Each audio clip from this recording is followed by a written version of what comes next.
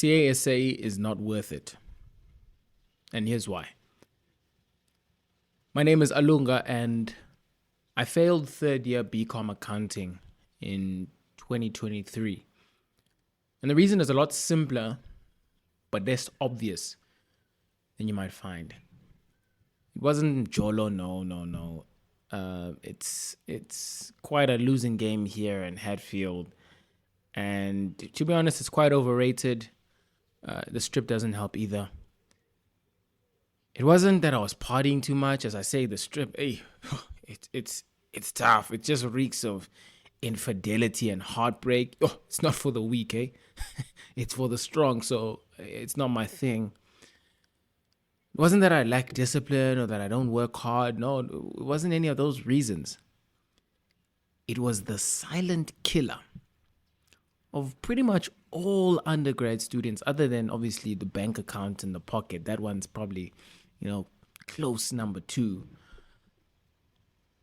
But it was simply that I did not know why I was doing this course. It's that simple. It's the craziest thing. And that's why a lot of us come here to tertiary education. It's not a bad place to find yourself, but we come here and we try to find ourselves. It's like our way to buy an identity. I remember this one dude, Jordan B. Peterson, said that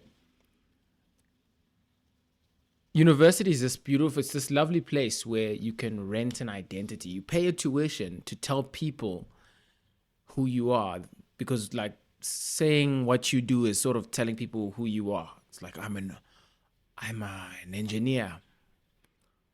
I'm a lawyer. I'm an accountant. I'm a student. So it's like our nice, convenient way of buying our identity. But really, we just oftentimes don't know why we bought this identity, why we're here. And just to kind of let you in on my journey. So when I came to varsity, wide-eyed, hopeful, I came here, you're writing your to-do list, your goal lists. First year, you're saying, because you came from matric, you're flying, came with all these distinctions. Because obviously accounting students, you guys got distinctions. Came with distinctions, and you say, maybe I'll get, they say that in varsity your marks drop. So I'll be willing to take a 70. I used to be an 80 student, so maybe 70, 75, or I'll be humble. I'll say I'm gonna get 70. Man. Then reality hits. It was COVID year when we joined, so it was even tougher. No real live one-on-one accountability. So, hey man, I was coasting. Like many of us do. Pass. And then your standards, they drop from first year. That's where they weed out the weak. But still, even if you are quote unquote strong, your standards have considerably dropped. So I coasted through first year, not really gaining or seeking understanding, but just seeking to pass. And then I got to second year. The same happened. It was a little bit more tumultuous. Stuff happened then, but nonetheless, still another coasting situation. And then I get to third year. Third year is where they say, now if you don't get it, chief. Now if you don't get it, sorry, we can't let you through. Especially if you want to go to CTA. They really raise the bar. So it was that coasting throughout that led me to my eventual failing. But was it really coasting? Was that it? That sounds like the surface. When I look back, it comes down to not really knowing why I'm here. If I think back to all the times where I did do decent, or if you can think back to some times where you did decently, maybe well, rather, decent is fairly capable, even if you don't know why you're doing what you're doing. But every time, you sort of had the goal, and you knew why you were there, because the goal was driving you towards, coming every day, pitching up, doing the studying, doing the work, and then you achieved the thing. I didn't have that. My father just told me to do accounting, and so that's what I did. And it was a real amazing path and opportunity that he gave me. And I can only say that in hindsight. I was obviously younger, more ignorant. I didn't know what this was, but as I discovered more and more, this is really one of those paths that, hey man, it's one in a million, especially where we are here in South Africa, at the tip of Africa. But then as I started discovering more and more about it, I started to see, oh, okay, that's what this is. And my interest sort of started to wane and wane and wane. So actually what happened is when I started to find out more, I started to find out why this is not for me. So I did vacation work and stuff. Tip, training in public practice, I saw that and I was like, whoa, I don't want to do this. And then I started to pursue other things and I was getting lost and stuff. But then I found out about top and I was like, what?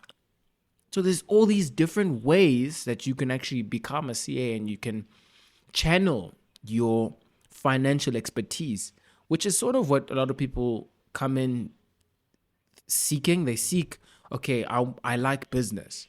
So I'm going to do the CA thing, do my training, get my CA, and then I'm going to have a nice, rounded and broadened perspective when I go into business. But actually, now you can go directly into business. You don't have to wait the 3 years of training. You can go with enough grit, enough, hard work, because these programs, they take only a certain caliber of student and very few people. But you can do it, and now my horizon started to broaden. I was like, oh, damn, maybe this thing, it does work. And then from just going from absolute to absolute, I want to stay and I want to leave, I found the truth that I didn't know why. And that's why I was being swayed by the wind. Like a feather in the wind, I was just going from in and out and pass and fail. And that's why you just get 50. Because one time you're like, wow, I'm so motivated. And then the other time you're like, yo, I don't even know why I'm here. Bad mark. And then you get 50, right? But there's so much to it. And that's what I'm learning. And then I can definitely... I can see a lot of you. I can see you. Like, you probably are learning more as well yourself, discovering more about the world and the world within this profession, and therefore more about yourself and more about how you align, whether you do, whether you don't, because some people weren't born to be CAs, but they're in the program. Some people were. Some people will do it and it'll add to their life and they'll go into something slightly unrelated. But nonetheless, I see CAs as man, just now from what I've seen on people who make a difference, man. I'm not even trying to look at that slogan of psychers. But really, championing change it's easy to say. When you're a chartered accountant, you add value. You are adding so much to your space. And it's such a pervasive position of influence. You affect everything. If you think about finance professionals, when you know finance, you literally know everything. You cannot know the numbers and not know what's behind the numbers.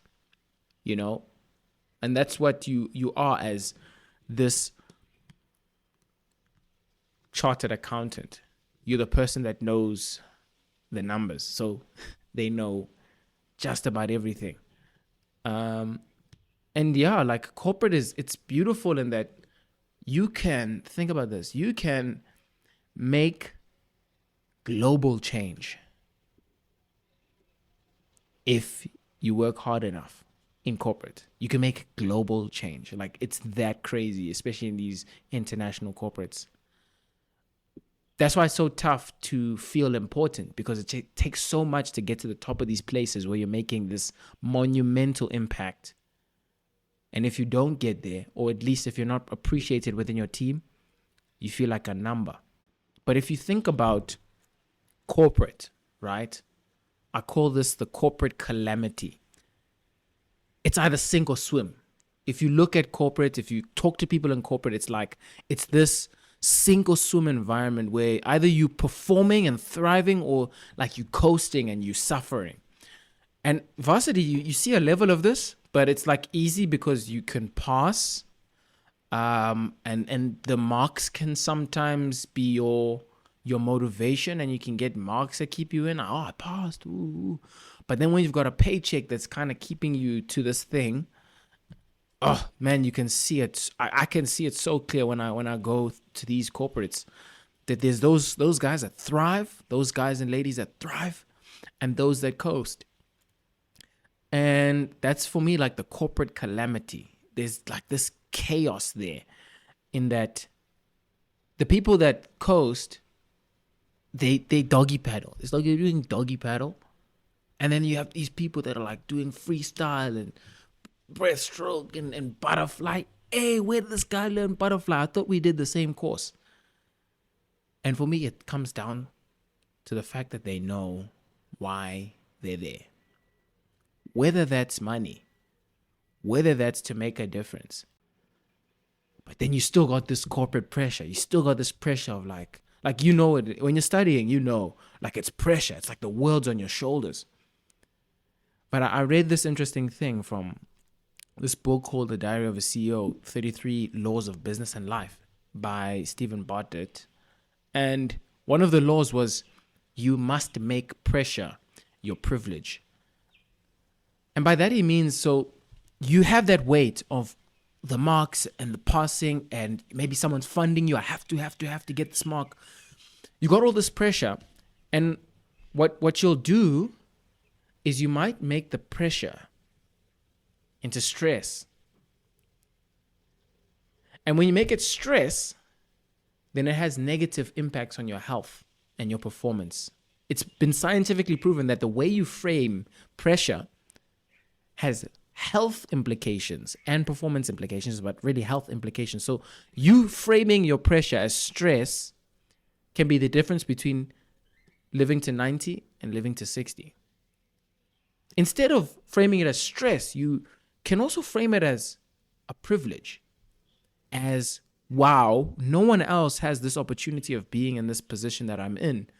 No one has this opportunity of going out and affecting nationwide, province-wide. You don't even have to go that far, but province-wide, city-wide, global impact through this profession and this designation, through the work that I'm doing right now, the study. It's a privilege that I'm going through this pressure.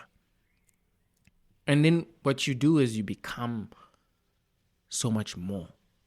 And it becomes so much more meaningful, more enjoyable, I think a lot more enjoyable, and I think knowing why for me is so tough, but it's like one of those steps that we have to take.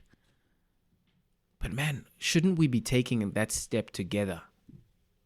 I realized that when I was going through my time, a lot of the issues that I was going through it by myself.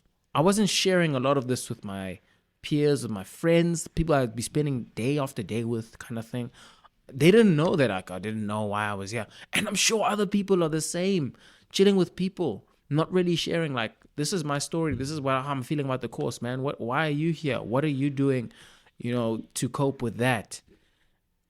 And I think no matter what, man, let's try to do this together, because it becomes so much less. That pressure, it becomes a lot more bearable when we're all in it together. The road it's confusing, but we can illuminate it together. We say oftentimes, especially in like our CVs and LinkedIn, it will end in CASA, right? But I think that's too short-sighted. I think, in my opinion, that's too short-sighted. I think in order for us not to crash and burn, we need to look further. So let's do exactly that. This can be a long road.